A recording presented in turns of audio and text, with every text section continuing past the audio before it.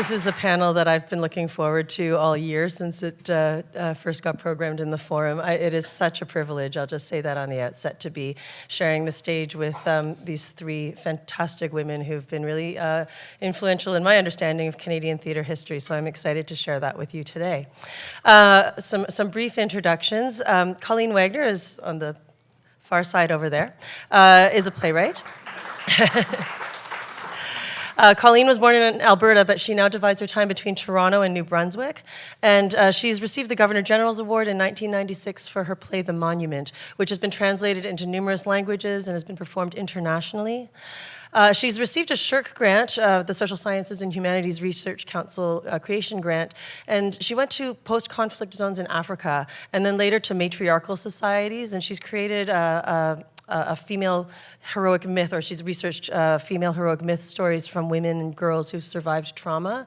And I had the privilege of seeing a play that was developed out of this material called The Living, a documentary play that premiered at the Summer Works Festival in Toronto in 2015, and it won the Audience Choice Award. It was really beautiful. She also works in film. She wrote and directed a feature documentary entitled Women Building Peace, and she's the co-founder and co-artistic director of Notable Acts Theatre Company in Fredericton, New Brunswick from 2002 to 2007. Thank you so much for coming, Colleen. It's great to have you here. Thank you. And in the center of our panel, we have Colleen Murphy. You may have seen her beautiful new play, The Breathing Hole, in the Studio Theatre yesterday, which opened. Colleen's also a Governor General Literary Award winner in 2016 for her play Pig Girl, and also in 2007 for her play The December Man, or L'Homme de Décembre. And her plays have been performed throughout Canada and internationally as well. She also works in film with 3 award-winning films that have played international film festivals. She's been the playwright in residence in the UK at the Finborough Theatre in London in 2010 and 2011, and she's been a playwright in residence. I'm just telling you this in terms of women who've managed to make a career as a playwright in Canada. With Necessary Angel, Factory Theatre in Toronto, as well as numerous universities, University of Regina, McMaster, Guelph, Laurier, and recently the University of Alberta. Upcoming is the premiere of a new play, The Society for the Destitute presents Titus Buffonius, is that correct? With Rumble Theatre in Vancouver next November. And there are productions of her plays The Goodnight Bird, Armstrong's War, and The December Man, which are scheduled internationally in Canada, the US, and Europe. Colleen Murphy.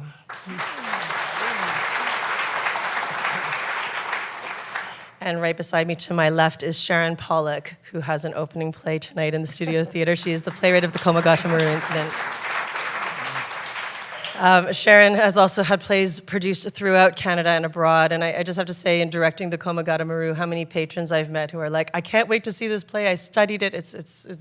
She's been really seminal in Canadian theatre. She also has written for radio and television. She's also a director. She's directed at theatres across the country, and she too is the recipient of 2 Governor General Literary Awards for drama, and she's the 3-time winner of the Gwen Ferris Ringwood Drama Award.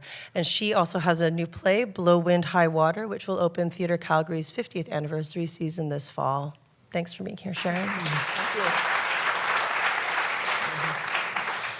So I thought we'd just start, just to get us caught up on what's going on in your mind, to tell us a bit about yourselves by way of introduction to the audience.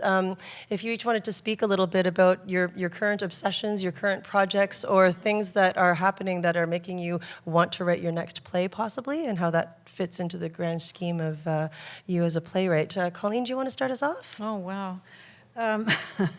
Well, I had a dream last night, so that's one way of entering into creating a story. What am I working on? I was a teacher for a long time, and I just left it in January. So I feel like I've got a lot of space. So I'm working on a collection of short stories and poetry based on the different phases of love. And 2 new plays. One is another documentary play, so my first foray with The Living. I really enjoyed that process of meeting people and interviewing, and then finding a way to find a dramatic arc for the story that holds all those different voices together. And this one's based on the current refugee crisis today. But the part of it that I'm mostly interested in is the women who are left behind, that story that we don't often hear about. And the other play is based on a series of interviews that I've done, maybe with some of you out there when I was here last year, based on love.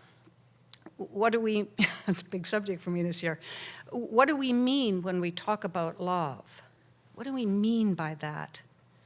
And that play, as Kira had said, I've traveled in many parts of the world and encountered matriarchal societies where the central creatrix, the creatrix of all things, is female, not male as is the dominant worldview. And I was struck by the differences between those two worlds.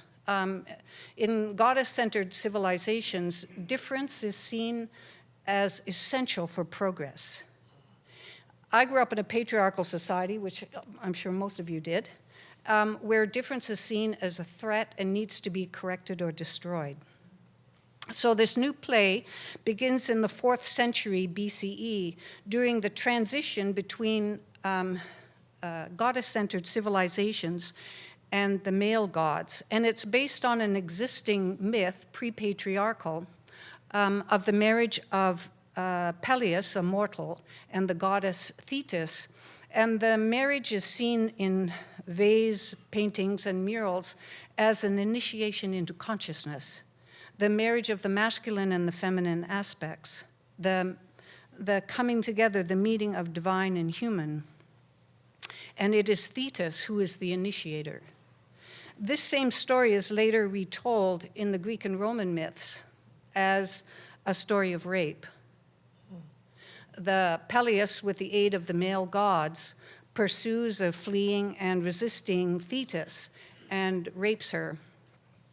So I'm interested in alternative stories, another way of seeing the same thing. We're shaped by our stories and stereotypes that limit and shape our thinking. So I'm entering into long time ago, then bringing it into the present where the gods are the celebrities, the celebrity gods. So that's what I'm working on now. Quite excited about it. All those things. Sounds great. Thank you. Colleen, you just opened your show yesterday. Colleen Murphy, what are you going to do now? Something bigger.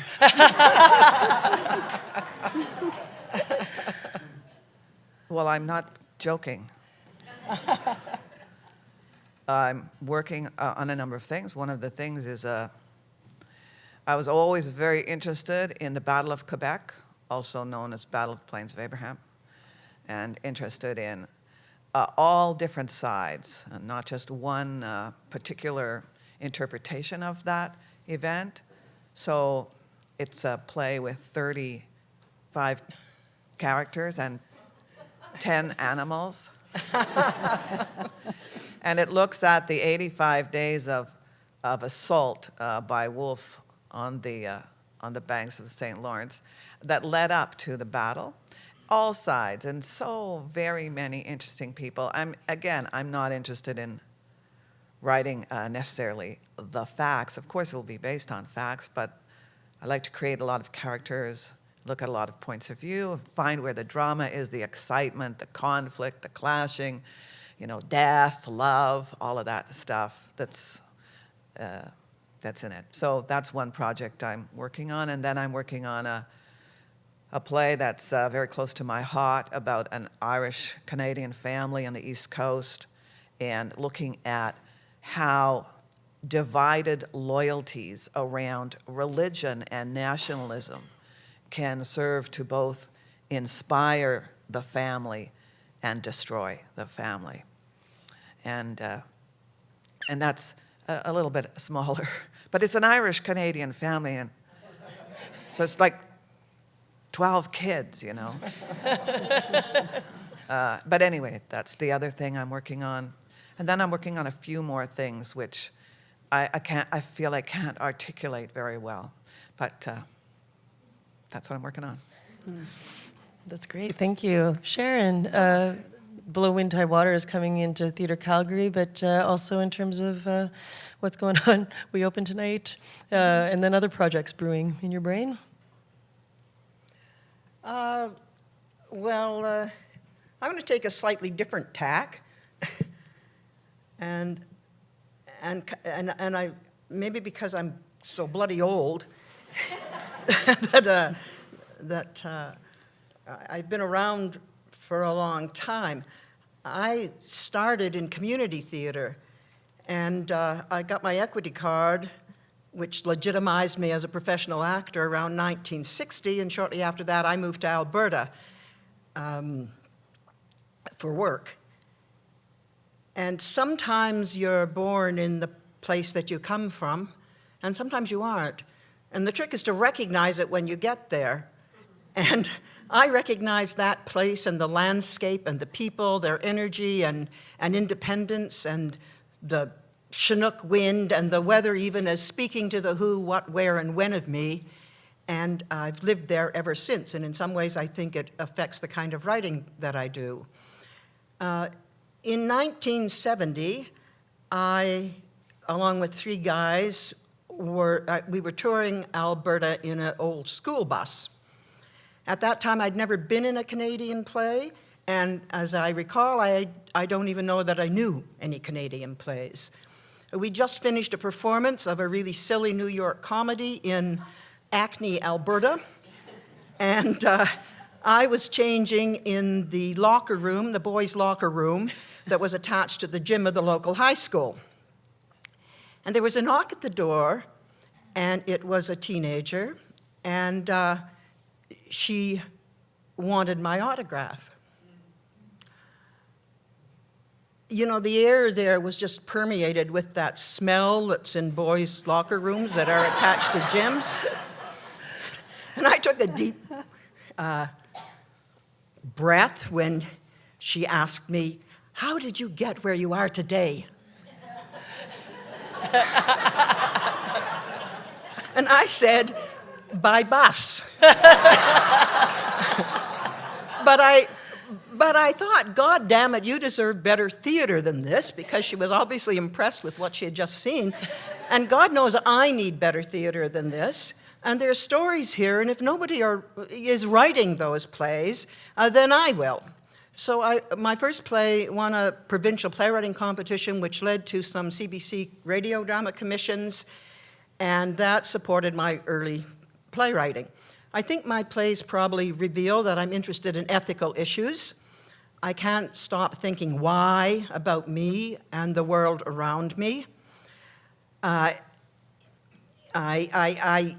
always been engaged by history, any history, and politics and power and people. If I step outside myself and I look at my work, I see that it's almost always about an individual who is confronted by the voice of authority in the private or public arena. They find themselves in a situation in which they're either unwilling or unable to accept the demands and expectations of the power structure or society or the family. No matter what they decide, whether they decide to act for it or against it or not to act at all, it usually doesn't turn out very well. If the central character is a woman, then she usually ends up killing herself or killing somebody else or going crazy, which I find really distressing and depressing. And I try to write plays and female characters whose actions bring about other consequences without me, the playwright, having to cook the books in order to make that happen. Although it may not sound like it, I like laughter in my plays. I like the ha-ha-ha kind of laughter, and I like the Samuel Beckett kind of laughter where we laugh so as not to cry. Now, in the 70s and 80s, major regional theaters in this country resisted producing Canadian work. But I was very fortunate because I was one of the playwrights who they did produce. And I think maybe it was because if they produced a play of mine, then they didn't have to do another one by a Canadian, or they didn't have to do another one by a woman. And on their season brochure where they had one for the head, the heart, and the funny bone. Mine was always the play for your conscience, which meant they didn't have to do another one of those either. But my plays generally did well, and that helped my sort of career, if that's what this is. The ubiquitous dramaturgical and playwriting workshops that we have today were not around for most of my plays. I feel that in a great many cases, they boil a play down, diluting the passion of the playwright, as well as those compelling moments that are only found in performance. I prefer to work with whoever is going to direct the first production, because plays live when physically realized in performance, and the director is the master in that arena. Some plays demand chronological and linear structures. I prefer to play around with time and inner and external space, and I believe an innovative structure brings fresh insight to the meaning of the play and to the entertainment value of what are essentially old stories being retold in a slightly different way. I like to have early blue skying, crazy conversations with designers, because I see design as a scenic metaphor for the meaning and structure of the play, as well as achieving aesthetic and artistic ends. I act and direct when the opportunity presents itself, because I believe it makes me a better playwright. And right now, what I'm working on, Blow, Wind, High Water, which will open TC's 50th anniversary season in September. And what can I say about it? I can say there is a tide in the affairs of men that, taken at the flood, lead on to fortune. Omitted, the voyage of their life abounds in shallows and in miseries. And the play is sort of, kind of, in a way, about that. There's an old man in the play. There is an entity that is invisible to everyone but him. There's a flood, and there's a family. And I'm still juggling time and space and trying to meld yesterday, today, and tomorrow into a unified narrative that is accessible to the audience and entertaining. And I sincerely hope there'll be a lot of laughs in it. And so there you have it.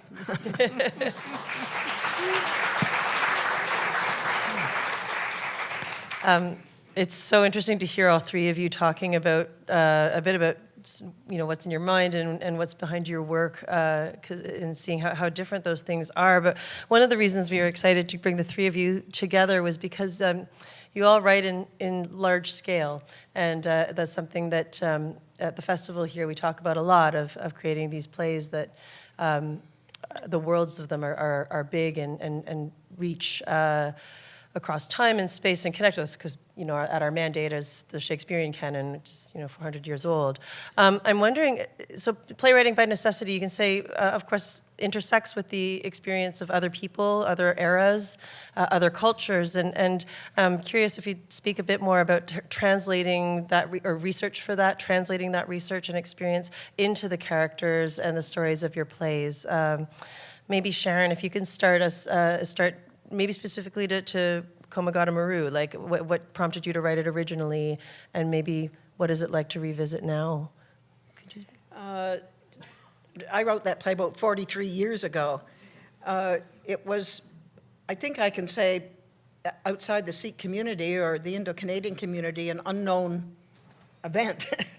If you look for it in a Canadian history book, it was referred to as a kind of Gilbert and Sullivan incident, in which a Canadian ferry boat went out to attack a boatload of immigrants to drive them away, and when they got there, they discovered that the ferry that was down here in the hull of the ship they were going to send away was up here, and the people on the ship heaved coal on them and drove them away. So it was seen as a funny incident. I wrote the play because of somebody, a director, Chris Newton from the Shaw Festival, sort of casually saying to me when we were looking at not a very good production of not a very good play maybe that I had written,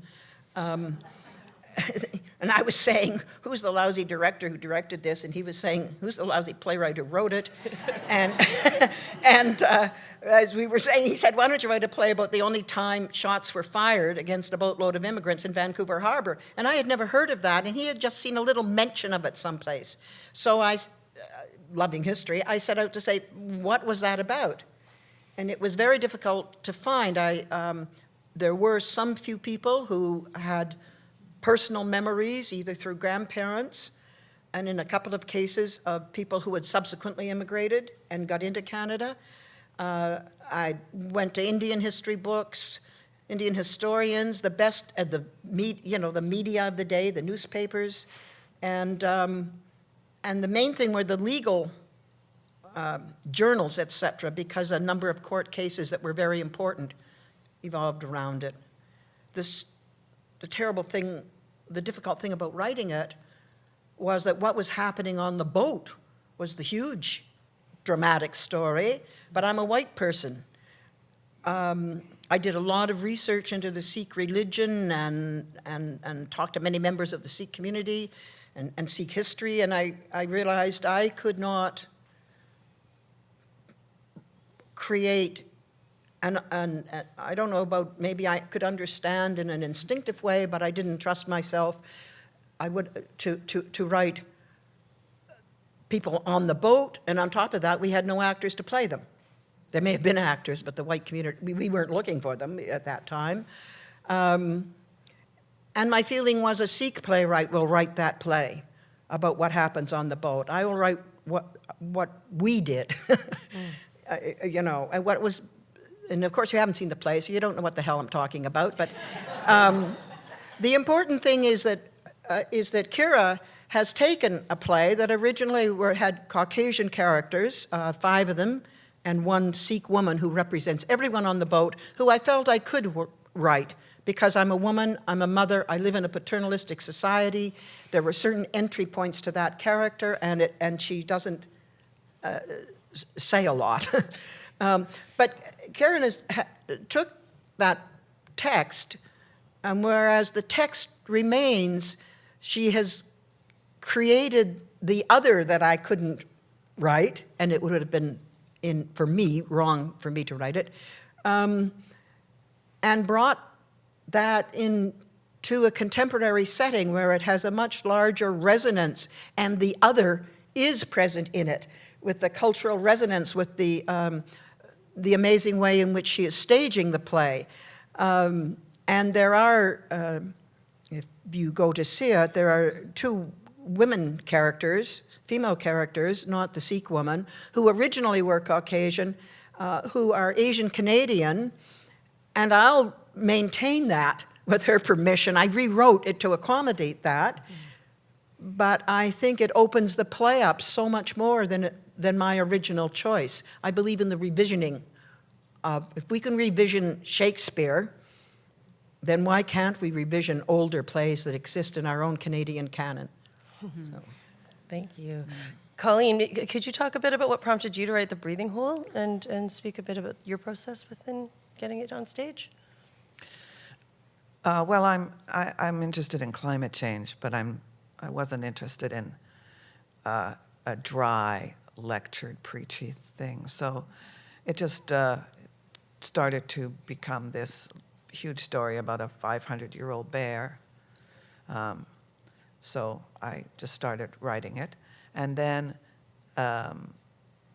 last November, Stratford sent us up to Iqaluit, Renalta and Bob and myself, where we got to work with a whole group of Inuit artists and talking about the play and talking about the Inuit characters in the play that I had created, the mistakes I had made, and got lots of information from them, lots of stuff that my paper research wouldn't be able to find out about behavior, beliefs, some superstitions, and just some really large overviews of the culture and how it's that those Inuit characters in my play in 1534, how they may have been in terms of that time. Now, again, I had written the play before I met with the Inuit. So they took the story, the drama, as it were, and then we worked really closely to see how the behavior manifested in particularly in the first scene and also in the second, the second scene and the third scene and fourth scene. So that's what we did, and it was really fascinating. Period. Well, I mean, I think the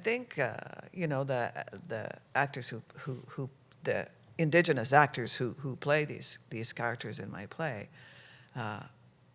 can feel comfortable in the life of this character. I don't think they feel like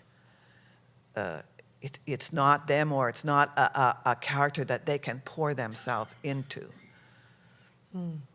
I also feel like it's opened up the climate change, the story, like it's opened up the world of the play as well in terms of that intersection. It's been fascinating sort of backstage to see what's going on and bringing that polar bear to life as well in terms of what that is in context of the larger world. Well, climate change, we're talking about the Arctic, right? And so to me, the difficult thing in the play was, how do you bring an audience into the story? And I felt truly in my heart from the beginning that I had to bring the audience in through the bear. And somehow hope that I could keep the audience there with the bear when he was a little tiny cub bear, and then all through 500 years, and the bond he had with the humans, and then the bond, how it was broken, and then the end, which is quite devastating. And I felt if I could bring the people, you, in through the bear, you would be able to experience the story and all the characters in it. So.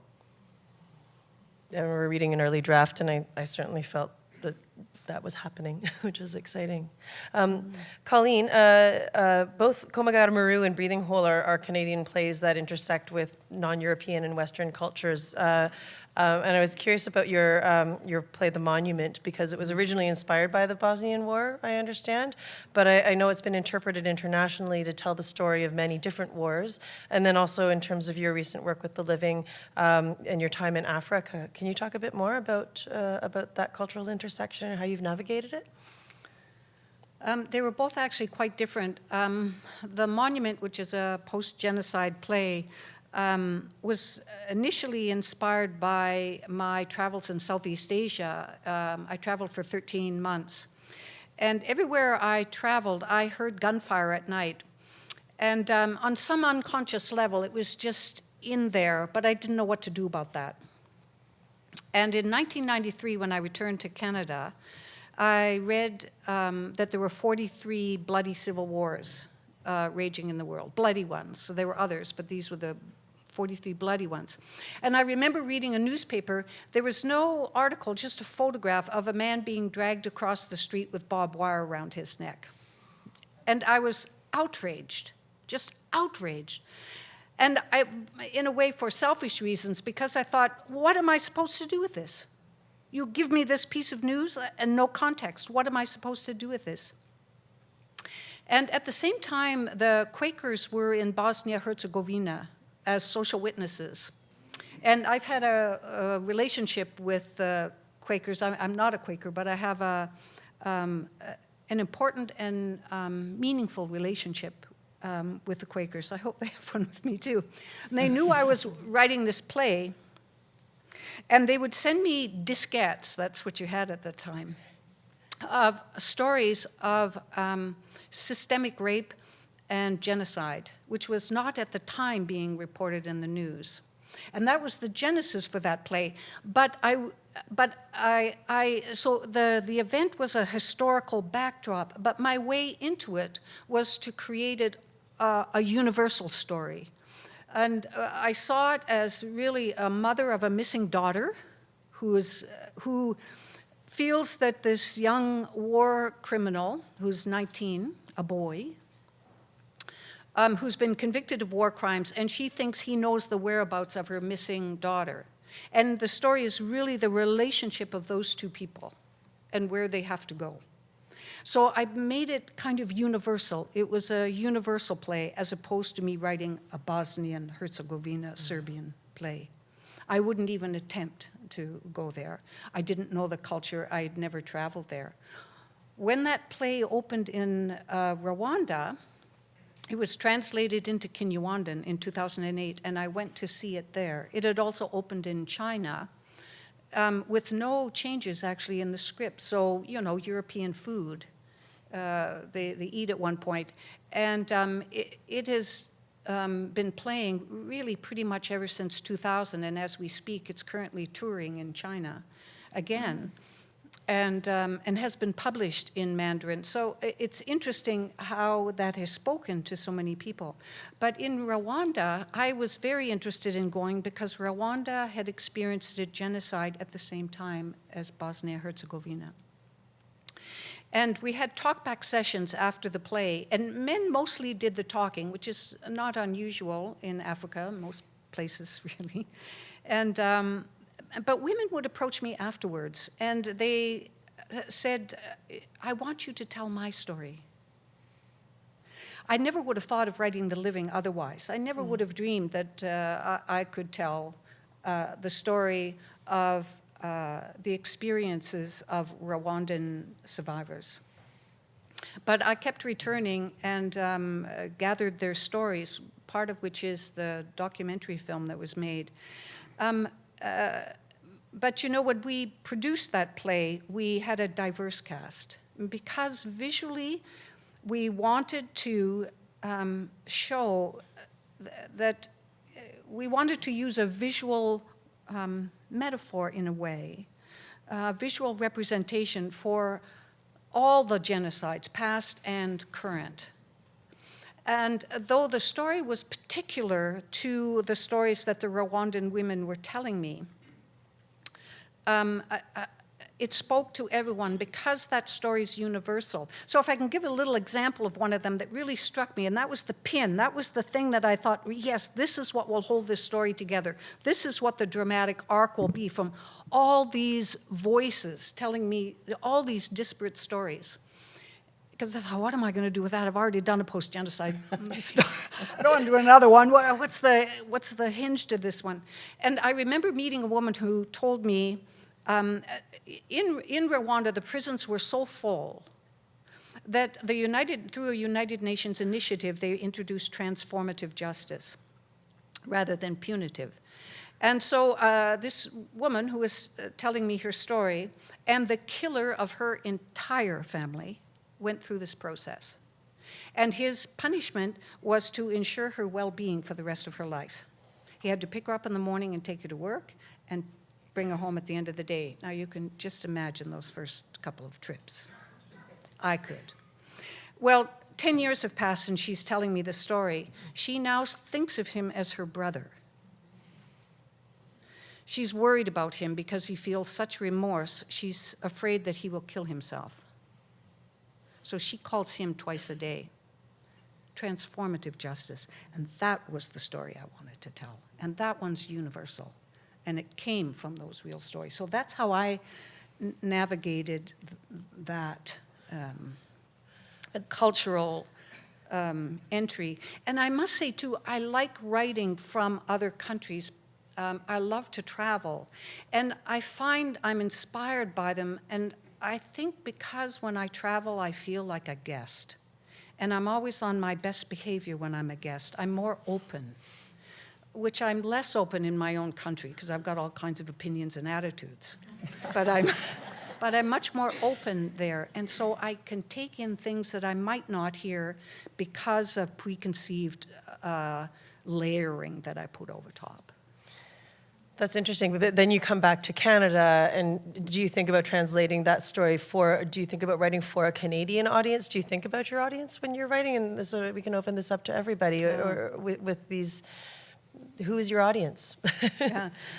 Yes, you know, when the spark first of writing, is just to let the characters embody me. I need to hear them first.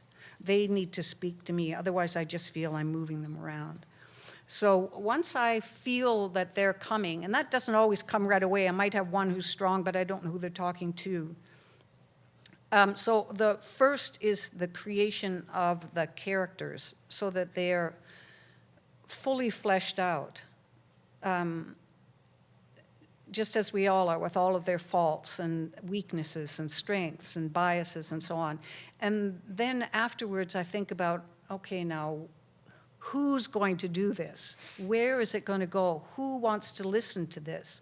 And you know, it's always, I find you know, as a writer, we want people to see our work. And yet, how much do you compromise your voice? I feel we have one obligation, and that's to be true to our inner voice.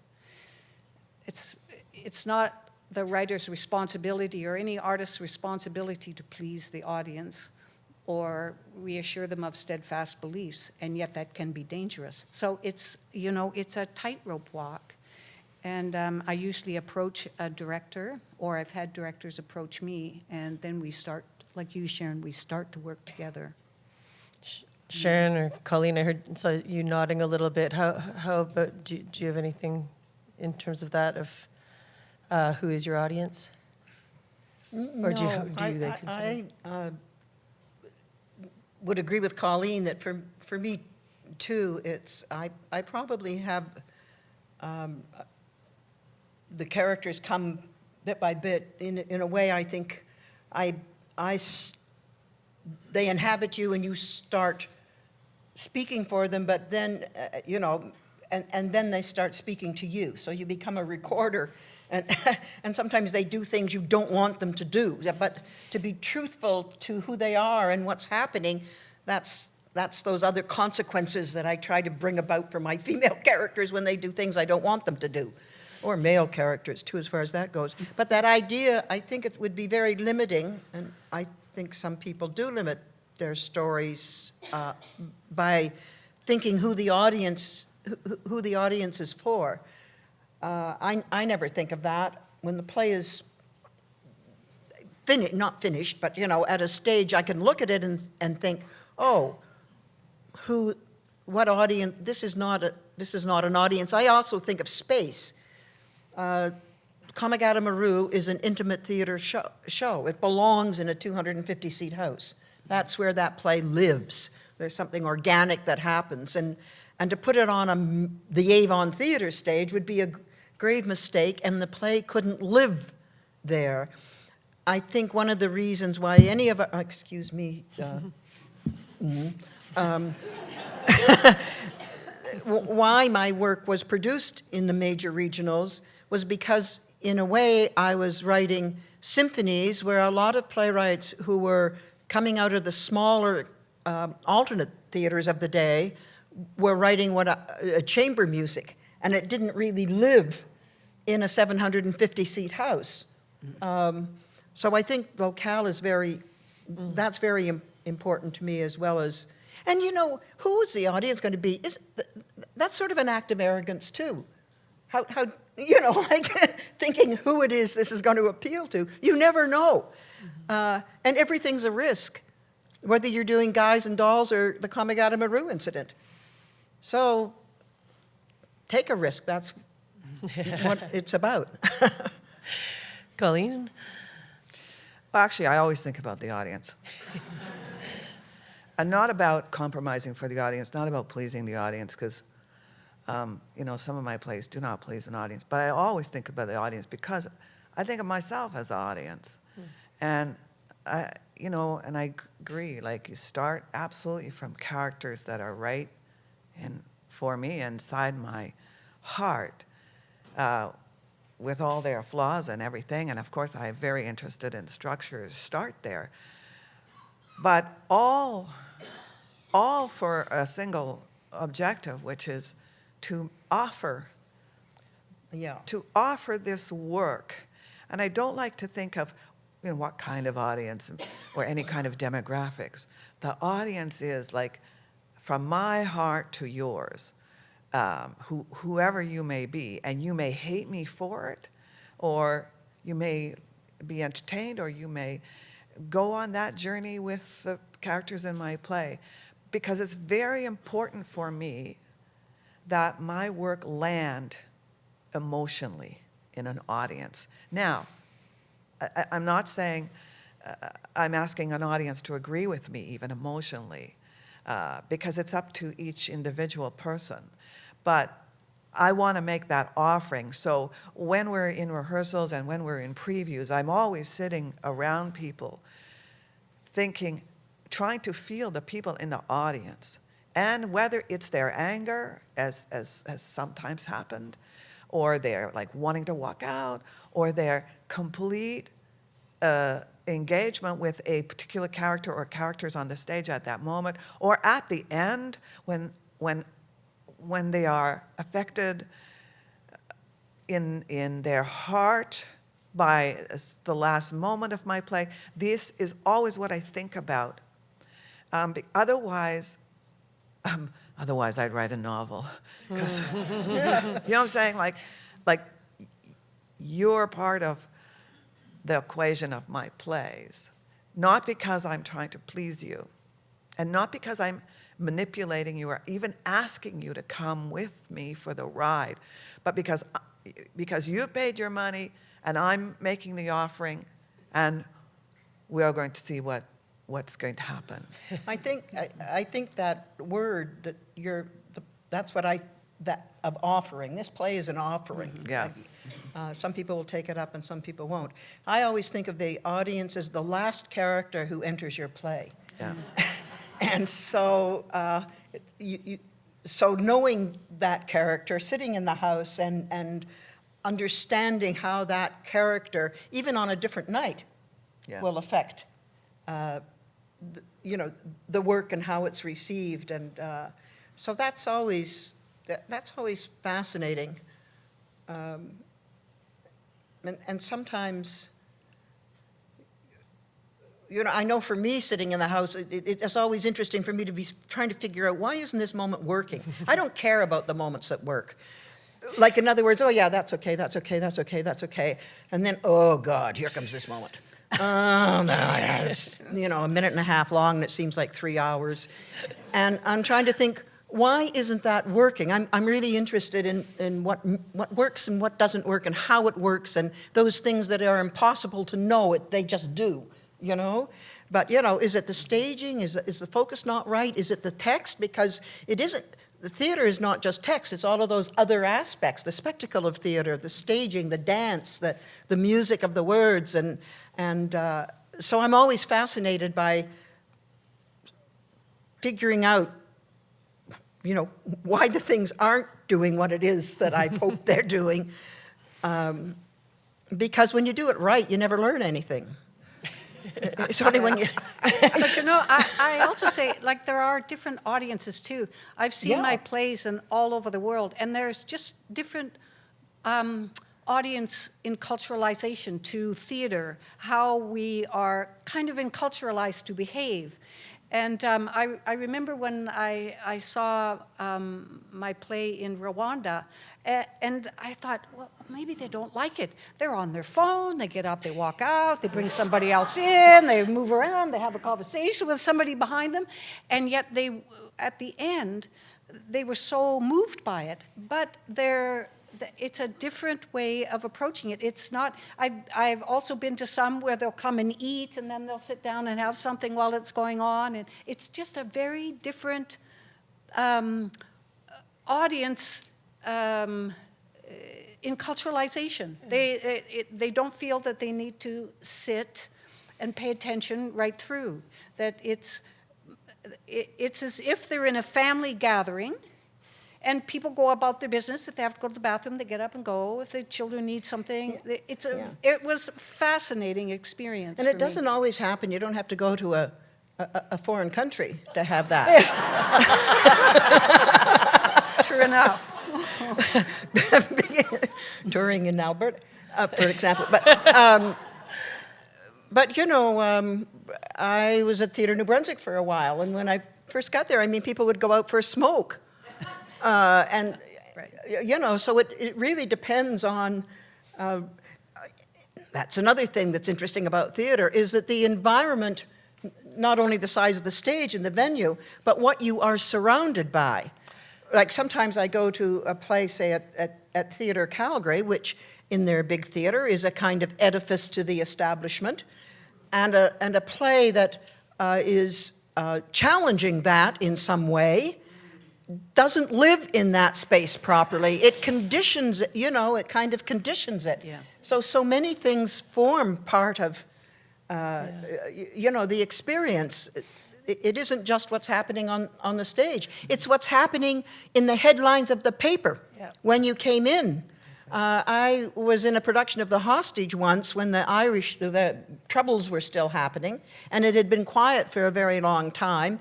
And the show, the audience reception was a certain way. It was a positive production. But then there was the kidnapping of an English soldier that was then killed. And that night, the audience, which is the Hostage is an Irish play about a soldier that is kidnapped. The atmosphere in the house was totally different. I had a play that was produced on the night, and it's set in Alberta, about an Alberta farm family, and it was set in, it opened the night that Peter Lougheed basically said the Eastern Bastards can freeze in the dark if they don't like our oil.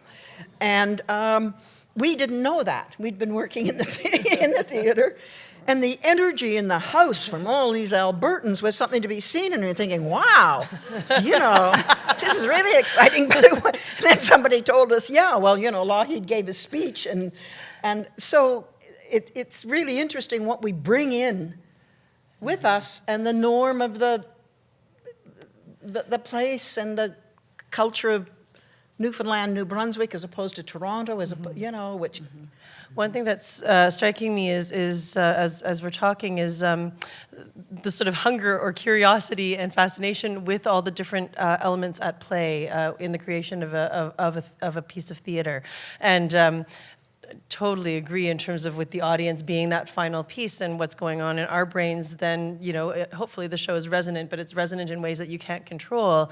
What about stuff in the rehearsal hall and the role of conflict in the creative process, specifically maybe as a woman, because it sounds like it comes out differently, like in terms of allowing for that kind of space. You know, we talked a bit, but just how is conflict viewed or managed, or how do you like conflict in your room? What's its role in the creative process for you in this collaborative kind of environment? Well, if I may, I love conflict. I love conflict in the play. I love conflict between characters, and I love writing collision of people's wants, needs, and desires. In the rehearsal hall, again, because I believe, you know, in the theater and film, that friction, you know, is not a bad thing. And you know, two people may be fighting for the same play, or not. They might be fighting for a different play. But I think it's very, very good, because in a rehearsal situation, one has to speak bluntly and clearly to each other, whether it's to the designers, to the, you know, the director, you know, speaking, you know, to the actors, you know, playwrights. I think it's very, very good to fight for the things that we believe in order to serve the play in some way. So I don't think it's a bad thing at all. I a little bit thrive on it. And I do say, I mean, I say this because of film a little bit. Like, I know that, you know, there's that old Barbra Streisand thing. I remember when she made that film Yentl, back in the late 70s, early 80s. And she played a guy in it, and she produced it, she raised the money for it, she directed it. And, you know, she didn't get any nominations, nothing. And so she, in that one article in a magazine, she said, you know, she's talking about cinema now, you know, if you are a man and you're really, really picky and really demanding, you're considered a master. But if you do that as a female, you're considered a bitch. And there's some truth to that, right? So I think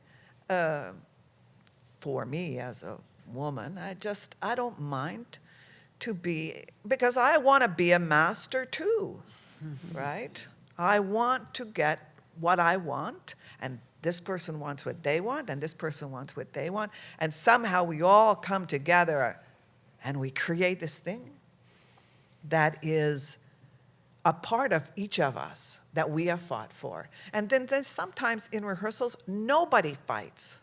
And it's fantastic too, because somehow, some way, we're all in total sync. So I think whatever works. But it's not a bad thing. Mm-hmm. No, I agree. It's not a bad thing. I had one experience, because there's the debate about, which I think when you're working with the creative team, is finding the real meaning to this moment that we're having the debate about. And it's not that the writer necessarily has it, but it's through that conversation that more lights can come on, that the dimensions of it start to open up. I've made changes as a result of working with directors. But on one, for example, which was the monument when I was first creating it, and it arose from my awareness of the dangers of the singular story. We have stereotypes that shape our thinking. And the director and the dramaturg at the time wanted me to change the ending of that play from one of potential forgiveness to an act of revenge, because the former was inconceivable. So we have within our literary framework the narrative of an eye for an eye. And it was just hard for them to grasp that that might be possible, yet it really happens in real life. So I had to fight rather hard for that. Now, the critics crucified me, and I was called a feminist, which at the time was a bit like being called a terrorist today, you know.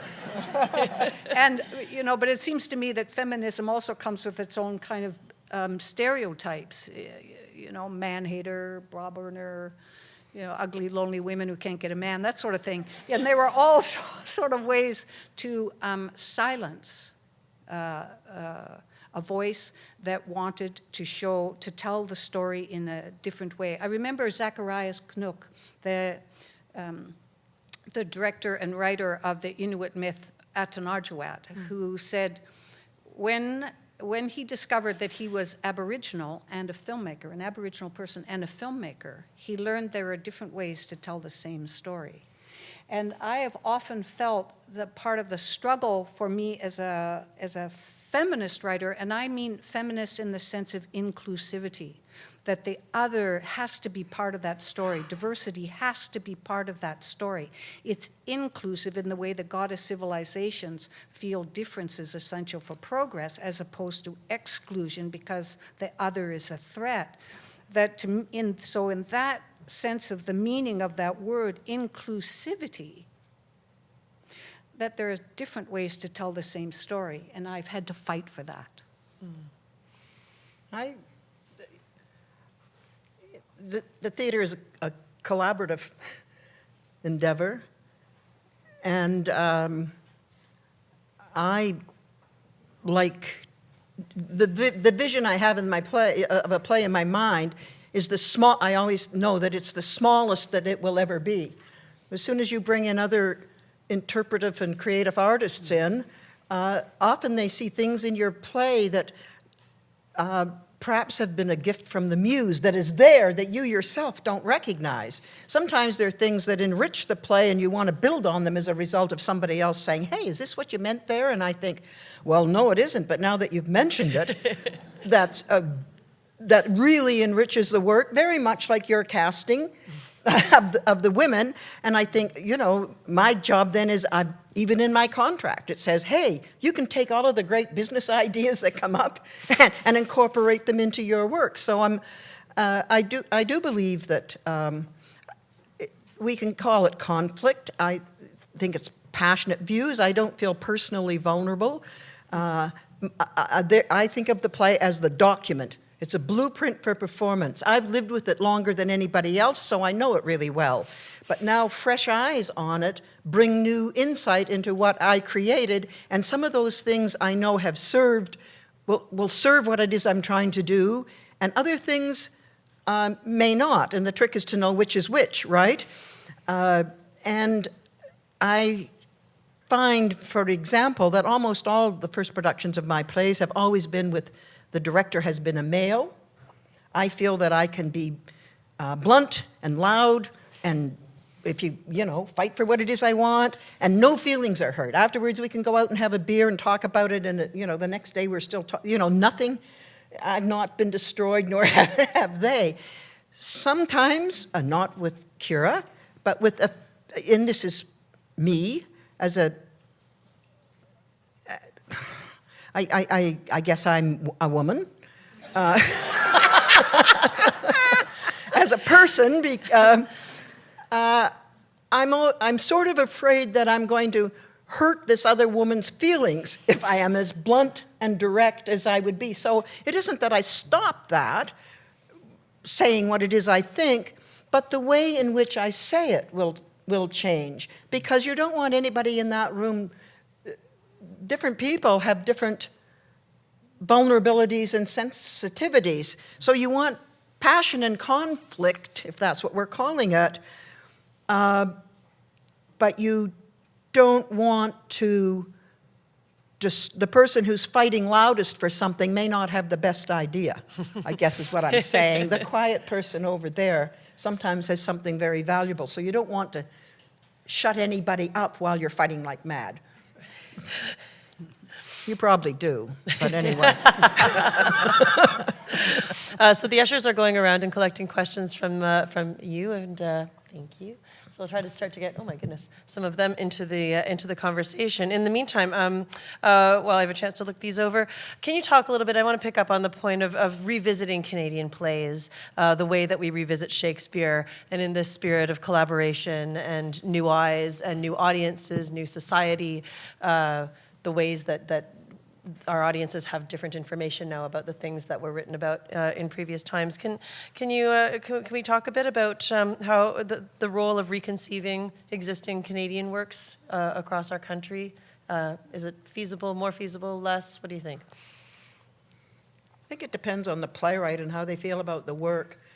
When I look at, if I look at a play like, say, Blood Relations, which is a play of mine that I've seen I don't know how many times, and usually it's always more or less the same, sort of, with some interesting variations.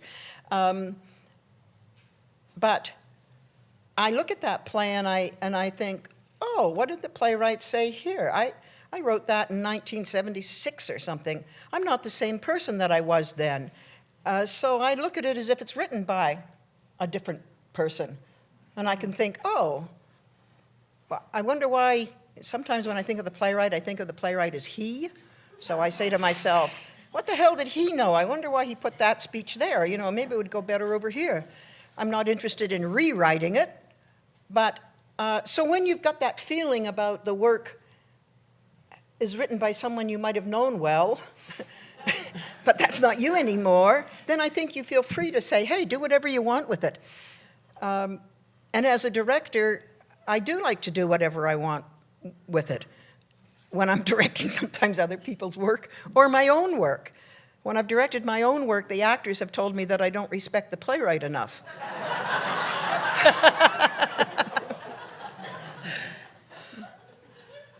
So I believe in that, but I believe it's the choice of the playwright. It can be devastating to go and see something that you think, oh my God. I hope nobody knows who I am. You're looking at me, Colleen. I guess you want me. Okay. I think it is, we have some brilliant Canadian plays and playwrights. And I've read many of them. There's two sitting right here. And who have such a history of writing.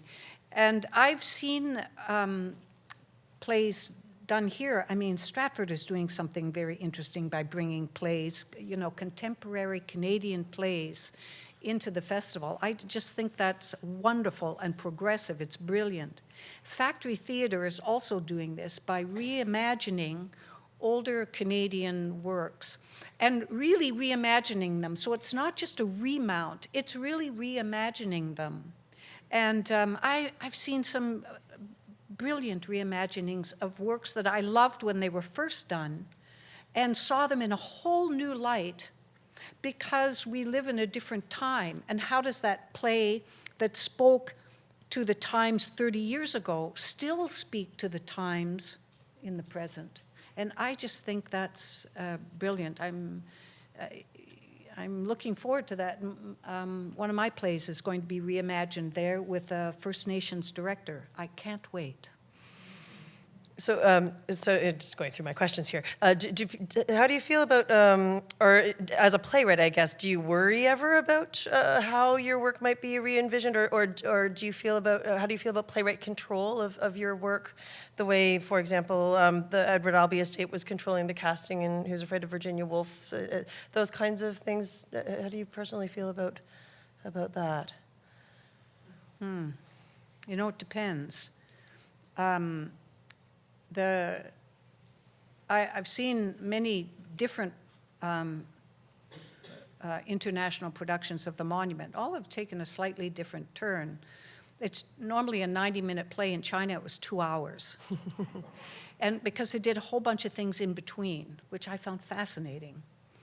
And in Rwanda, they introduced 2 ghosts of the dead into the story who didn't speak, but were a presence. I thought, yeah, that's a wonderful, I didn't have a problem with it at all.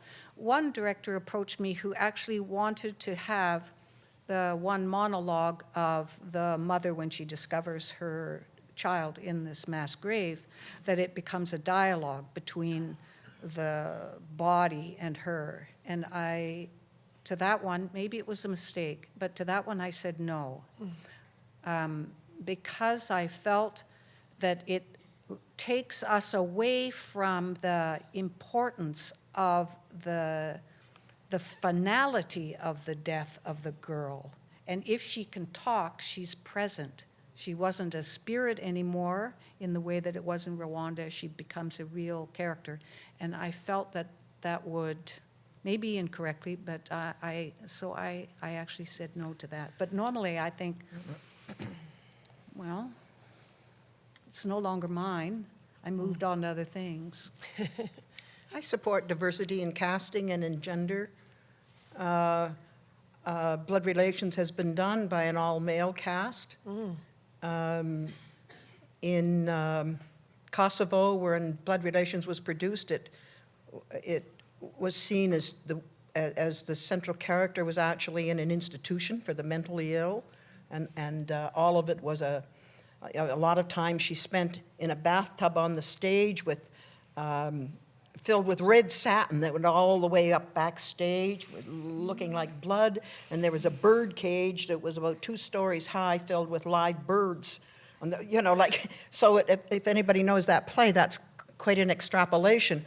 But to be honest, I just find it interesting. I think it depends on how close the play is to where you are in relationship to it. So for the first production, but even then, I'm fairly open to it. Here, it's an offering. Okay, it's an offering to the people who are going to do it, as well as to ultimately to the audience. And if sometimes I'm interested in tell me why, as you were. So you have a discussion, and if I can understand the why of it and it seems reasonable to me, I've never said no, but I have the capacity to put things out of my mind if I decide to do so. So that's a great help. Yeah, you want to do that? Okay, that sounds good. Don't tell me about it anymore. about it. I have to say, in the letter I had to write to Sharon to let her know what we wanted to do with Komagata Maru was, I think, probably the scariest thing that I've done in my career, of writing a letter to Sharon Pollock of what I want to do to her play. And you've been inspiringly fantastic about giving us the space to chase that and see where it landed. So thank And you. she's done a great job. So. Colleen, did you have anything around that? No, not really. Fair enough. There's a number of questions around that I'll read out this one, but to what degree, if at all, do you edit, shape, or even censor your theatrical contents or characters due to political, social trends, forecasts, etc., or perhaps because of sensitive family, personal relationships? This is a question from the audience. I wrote a play about my alcoholic mother who committed suicide, my workaholic father, and the screwed up, no, she's not screwed up, she's incredibly right. And I didn't even bother changing their names. So, and to be honest, I mean, there's all sorts of things that didn't happen, but there's certain landmarks in that reflect my family history. But I never even thought of it as my family having some feeling about that until an interviewer asked me, "What does your father think about this?" And I thought, I don't know. I've never asked him. But the thing is that they'd only told me about the power of theater, in a way, because my father, and he was elderly then, he was in his 80s, and smart in his mind, everything was clicking properly, and he had seen the play a couple of times, and sometimes he would refer to things in the play that had never happened in our life, as if they had actually occurred. And I would say to him, "Daddy, that never happened. I made that up." But it kind of, in my mind, spoke about how the power of theater to look at something and then actually to take it inside and believe it in a way. So I don't ever want, I think I can write about the most evil person in the world. You can all have your own personal about, whoever that is, and understand and find all the reasons why that individual thought that what they were doing made sense. It was the best decision they could make at any stage that took them to wherever it is. I make no moral judgment on them, but because not the playwright, but whoever it is back of my head somewhere, I think tries to be a moral person, I rely on the audience to make the moral judgment. I'm not making one. I want to make it, yeah. And so I don't think about ideology or anything else. I wish to hell I could find an ideology that worked for me, but I don't have one. I think if I censored myself, I would just stop writing. Yeah. Great. Have you at all, another question for the audience, have you at all felt ever personally or socially apprehensive about writing a play regarding a culture or era or gender or religion that's other than your own? Maybe you want to start us off there, Colleen? I do remember I was part of the playwrights unit at a well-known Toronto theater. Doesn't matter the name. I'm not hiding it for any particular reasons. Where it was a time when cultural appropriation, the conversation around cultural appropriation was really, I felt at its peak. And I remember, and I was just kind of beginning working on a new play. And I was a young writer with all these very seasoned writers. And I remember one saying to me, a very well-known male actor, openly gay, a writer, and he wanted to create a straight, white, female character and wasn't sure if he had the right. And like you, Colleen, I feel that with all the respect that must be given to a sensitivity to diverse voices and cultures and perspectives, I thought if you ask yourself that question, you will never write this play. What is there that you can't imagine of a straight, white female? What is it that you can't imagine? Go talk to someone if you can't go there. So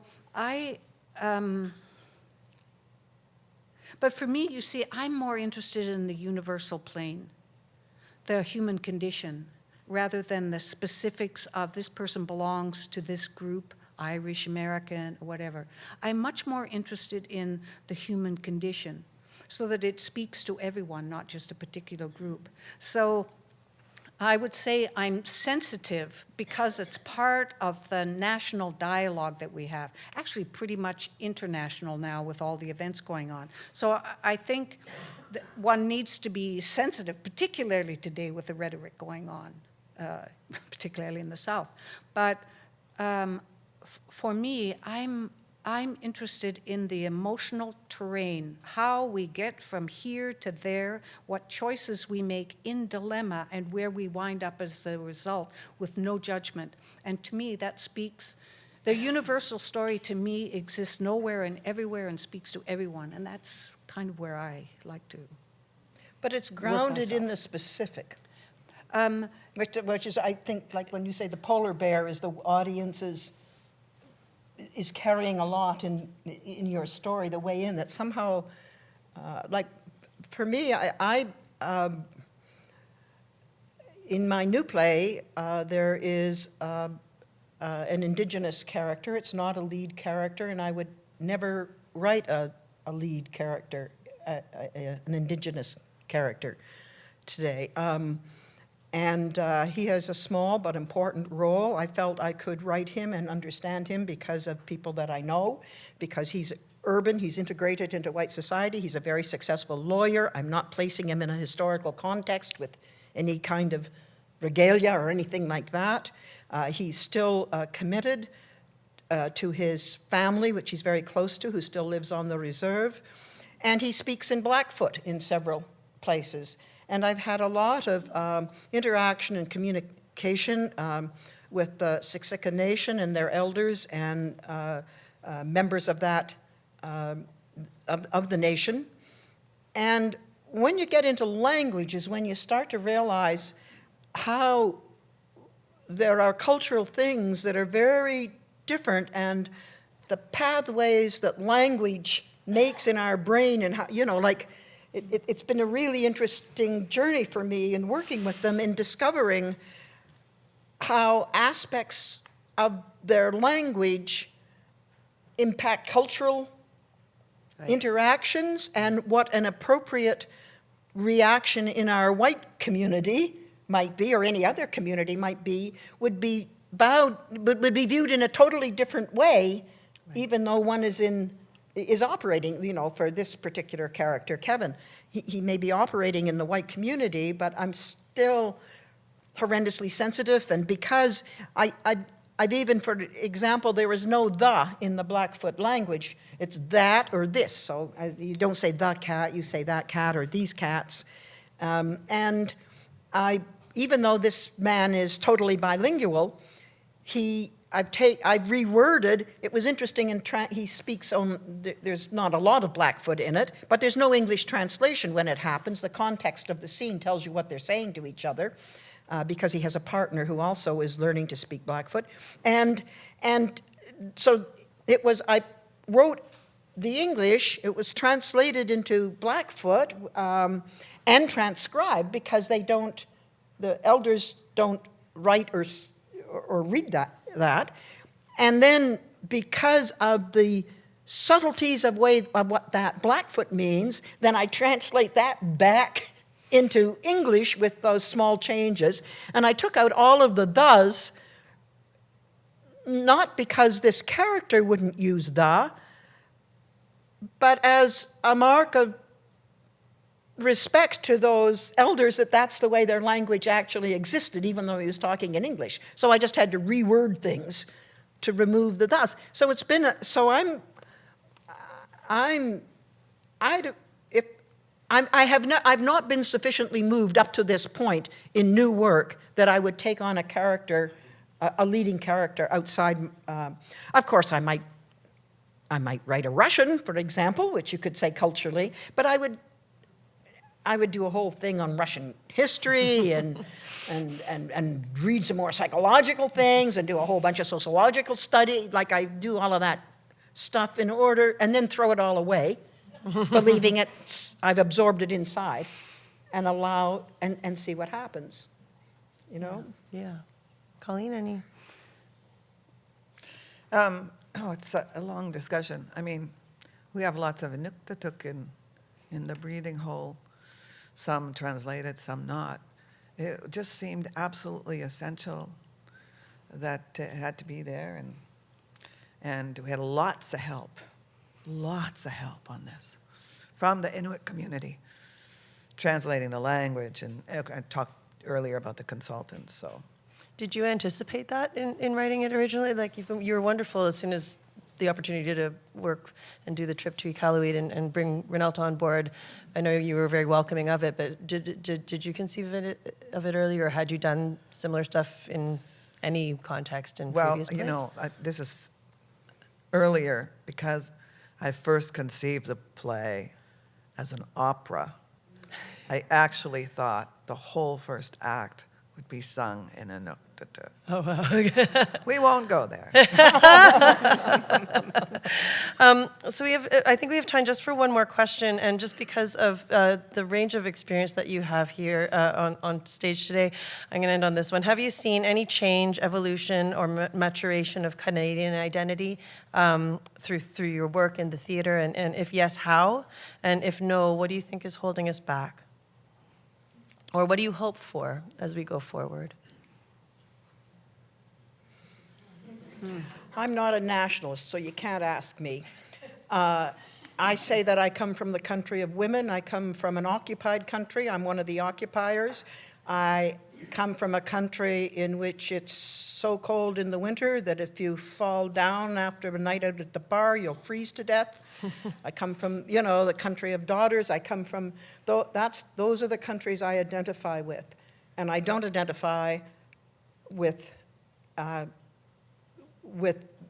Canada, which I seem as a name given to a landmass by bureaucrats to administer it.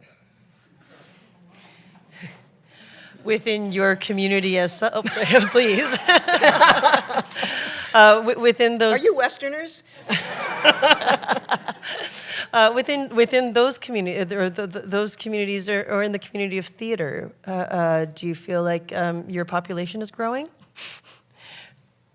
Do you mean more people come to the shows? I mean, Yeah, or that there's more of an appetite for those things, or that there's an engagement from your audiences in different ways, or anything like that? That's a big question too, actually, because to me it relates to the programming of the people who have control over what is produced on our stages. You know, they're gatekeepers, and so I think that sometimes unless, I think there somehow seems to be a stronger interest in producing Canadian work than when I began, and you know, that we're seeing a lot more of it. But sometimes I feel as if it's still not marketed or promoted or perhaps even seen by the audience in the same way that the latest Broadway hit or something that someone has brought, right. You know, like that the artistic directors have gone off to London and New York, and so I don't really know. I'm a mouthy kind of person, so I know that lots of people are very, you know, like more people, I suppose, might come up to me, but I've been around for so long, that's probably it. Getting old. I think the Canada Council is doing a lot of work, you know, throwing funding for diversity and getting a lot of people into the theater. getting a lot of artists into the theater, giving them money to develop their work, to bring in their culture, to bring in their cultural stories. I think all of that is happening. I think it has to happen on all fronts. Like Sharon said, it has to happen from marketing to the gatekeepers of theaters, to the artists. Just everyone has to work together. What's it going to be like in the future? I mean, who can guess it, right? Who can guess it? Yeah, I don't know. When you said that, Colleen, what I thought of was it was a period, I think, in the 18th century when theater actually did not exist for about 200 years. There was no theater generally because of civil war. And so it was just too dangerous to go out at night. And then when theater started to emerge again, because theater to me is essential, art is essential, it's part of what brings us together as a community in a way that allows for an expansive dialogue about who we are. And it started in bowling alleys, in small theaters, and then we've seen it grow to massive theaters. And there's these, we breathe in and we breathe out. And I think Sharon has said this, there's many artistic producers and directors are faced with the challenge of houses. And it's, money is always the issue. How do you fill the theaters? And sometimes creative decisions are made as a result of that. Whereas I remember in the 70s when seed money was beginning, and I remember the Canadian theater scene being very vibrant because the risks for a short period of time were for me, and that was also just, I was emerging into it then. I was started as a visual artist. I didn't write my first play until 1989. But to me, it was wildly exciting. And sometimes then it's gotten tamer and tamer, and it's safer and safer because you want to bring the audiences in who will not be upset. I've had audiences walk out on some of my shows and stayed for others that I thought were much more offensive. But so I think we're always in movement, and I'm positive and hopeful for all the arts, and particularly diverse voices. Those have been excluded for a very long time. If I might, one of the things I might say is that I don't believe theater ever dies. I believe that when you go to your Thanksgiving dinner and all your family arrives and the extended family, and you sit in the kitchen or the living room, and somebody tells the story that they've told I don't know how many times, and everybody is listening to it and laughing and experiencing it as if it were the first time. So I think that it's a mistake for us to think of theater as what we've turned that vital living thing in which stories of a community and a place or people that went away came back, that wasn't a kind of theater. And the other thing is, I too was around in those 70s and 80s when that was happening. And it's good to remember that during that time, it was the LIP grants, the local initiative grants, and OFY grants that because the major regionals were not producing Canadian work, there was this movement in which we saw our theaters run, the major theaters, the regional theaters, by expats from America and the UK. And there was a group of young people interested in theater and directing who had no outlet. And the most important decision that was not made by Canada Council and Culture. It was made, the local initiative grants and the opportunities for youth. The most important decision that was made, this is the mouthy pit, right? The most important decision that was made was that creating performance of Canadian work was as important as rebuilding the back porches of senior citizens. It was they were make-work projects. And all of the theaters, those smaller alternate theaters, Tarragon Theatre, Toronto Free Theatre, Passe-Muraille, Factory Lab, and across the country were started with those grants. They drew such an audience and such interest that when those grants ran out, Canada Council had to step in and provide money for them. Now, I've always thought that the reason why those grants were there as employment grants to begin with was that across the line, we had a lot of stuff happening around the Vietnam War. And those young, arty types were the very Canadian types that the government was afraid were going to take to the streets up here. So what do? Well, you throw some money at them, and they go and put on plays instead of rioting in the streets. So I just had to get that in. It was an exciting time. But the government should always be suspicious of theater. If it isn't, we probably are not doing our job. I think that's a great note to end on. Thank you, Colleen, and Sharon. Yeah, thank you. Over to you, Julie. Thank you very much, ladies and gentlemen. Thank you to Kira, Colleen, and Sharon. And thank you so much to our online audience. I encourage you to go to our website, stratfordfestival.ca, to see our other forum events. And thank you again. Thank you. We're getting out of